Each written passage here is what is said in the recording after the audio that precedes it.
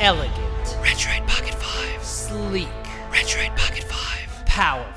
Shove it up your ass. The Retroid Pocket 5 is physically here in my hands. Take that, Carl. After ordering this thing back in September and waiting months, I finally have it physically here in my hands. The Retroid Pocket 5 is amazing. Right out of the box, this is the best Android gaming device of 2024. It's lightweight, longer than the 4 Pro, but still portable enough to fit in my men's crossbody bag, and that is still not a fanny pack. The buttons and thumbsticks are responsive and not too loud. Adding RGB lights around the thumbstick gives this handheld a more gamer feel because obviously RGB makes everything better. The screen is a beautiful 5.5-inch 1080p display, and boy is this thing gorgeous. The shadows and dark colors truly pop on this when you're playing games. It is a world apart from the 4 Pro. Like the other Retroids, this runs on Android 13 and it has the same easy setup process as the 4 Pro. I did install and set up the Jisoo as my front-end loader for this thing, which gives it a more console-like experience, kind of like the Steam Deck. There are also more fans in the back of the case, allowing for better cooling, and I have to say, I played this for hours and it did not once get hot or make my hands feel like they were being exposed to radiation like the Hulk. All of these things I covered though in another video months ago when the specs were announced, but honestly, having this device in my hands truly blows away anything I have used in the past year, except for the Steam Deck, of course. And speaking of the Steam Deck, you're actually able to mirror your PC with this device using an app called Moonlight, and on the PC an app called Sunshine. It allows you to run Steam in big picture mode on your Retroid Pocket 5. My mind exploded when I got this thing up and running and I was laying in bed playing Resident Evil 4 on my device. I have to say though, games like Resident Evil 4 and Black Ops 6, really anything requiring precise aiming, it's not the best on here, and I suggest using a controller for it. This option is for somebody who wants to hook it up to their TV and play it that way. You're also able to boot Linux on it, but I don't think I'd ever do that since I already own a Steam Deck.